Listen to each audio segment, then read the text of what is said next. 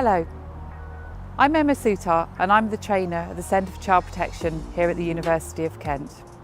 I train professionals to use our interactive child protection simulations that were developed by Professor Jane Reeves and Professor David Shemmings. Our grooming suite comprises of looking out for Lottie, behind closed doors, Zach and young Zach the gamer.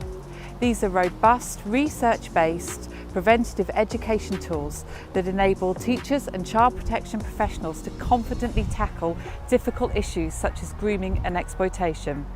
Looking Out for Lottie is the centre simulation that tackles child sexual exploitation. It does this by following the fictitious social media pages of 14-year-old Lottie as she's groomed by 18-year-old male Jack. We follow her story along her 7 different chapters, and then in the 8th chapter we see Jack the groomer up until the point where he met Lottie.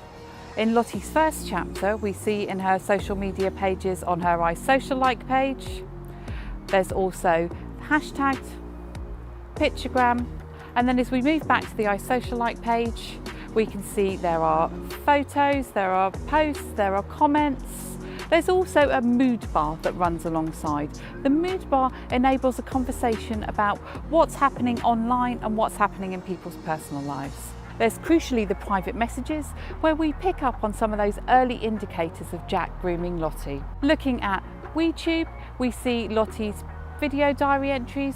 Some of these videos are public, some of these videos are private. It allows insight into Lottie's world. Here we see Lottie before she's going to the under-18s disco. I've literally nothing to wear. So at the cinema, right? And Louise told me about this under-18s night at Mojo's. I can't wait. Everyone's going to be there, but I really need to go shopping.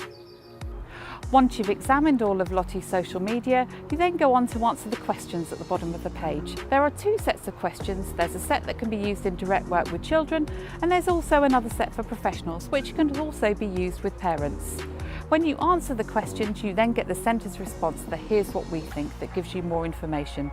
These questions were updated in partnership with the NSPCC in 2018, and Lottie was originally developed in partnership with the NHS. And also we're really proud of Lottie. She formed part of a 5-week national childline campaign on healthy and unhealthy relationships, and during that time there were 2.25 million hits to the website. Lottie is widely used in schools for PHSE around healthy and unhealthy relationships, and also about spotting those factors and indicators of grooming. It can be used in whole class settings or in small group work. It can be used one-to-one by residential care staff, also by social workers in healthcare settings, with midwives and school nurses and health visitors. The training typically takes place over half a day, either face-to-face or online. You then have a licence to use Lottie either in direct work with the children that you work with in your professional life, or you can use it for awareness raising with colleagues, or indeed even for workshops with parents.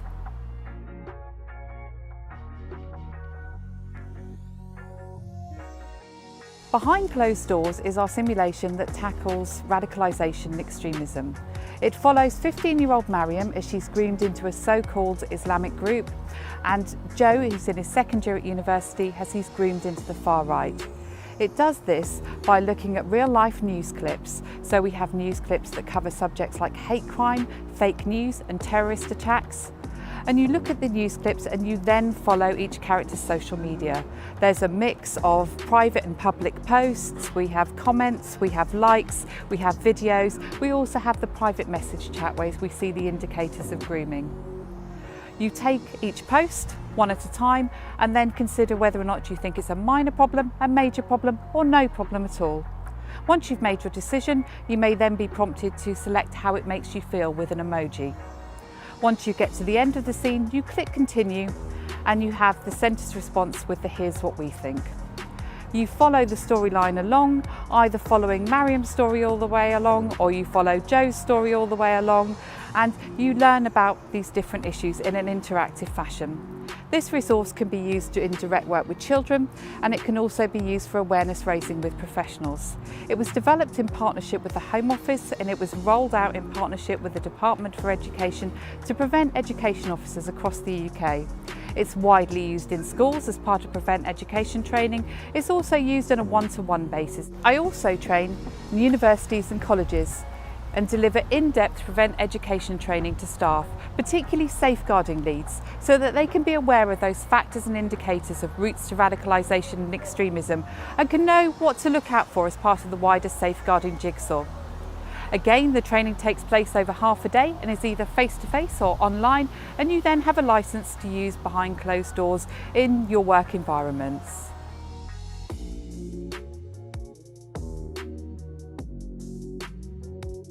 Crossing the Line is the training from the Centre on contextual safeguarding, gangs, county lines and knife crime.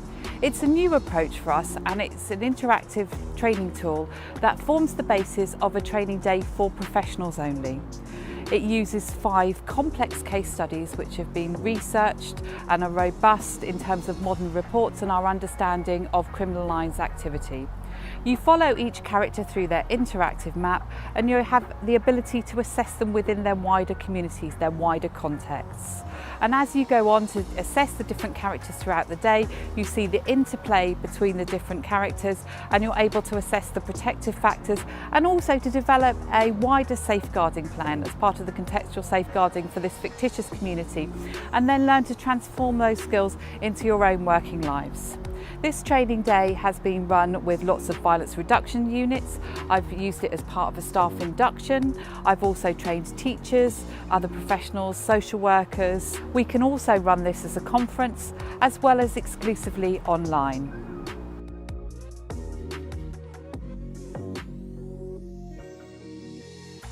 Rosie 2 is the simulation from the Centre that looks at engaging with complex families and around issues of neglect. It follows social worker Andrew as he prepares for a home visit with health visitor Beth. They're engaging with Rosie's complex family. We have 9-year-old Rosie, who lives with her older sibling Trevor. We also have Connie, Rosie's mother, who's heavily pregnant. There's Tiffany, who's Connie's mother. And we have Barry, who is Tiffany's partner, who seems to be constantly drunk. As we're moving through the home visit, we're making decisions about how we assess the family, how we engage with them. We're also invited to think about mentalisation for the characters and really crucially thresholds for intervention, especially when we visit the younger twins, the babies that are inside the house, and those issues around neglect there.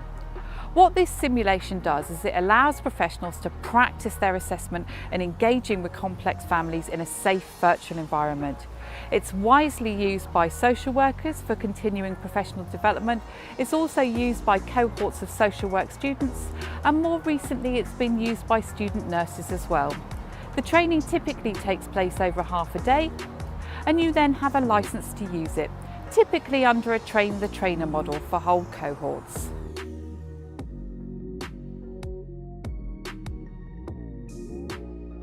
We have Rosie Goes to Court, which was developed in partnership with Kafkas, also called My Courtroom.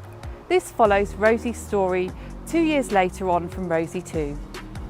Rosie's father, Bruce, decides that he would like Rosie to come and live with him, so he initiates private law proceedings in court. We look at the private law aspects around this. We follow the family court advisor. We see Rosie's views around this. We get to look at the case files. We also look at the initial proceedings hearing, and we can understand what that looks like inside of a courtroom.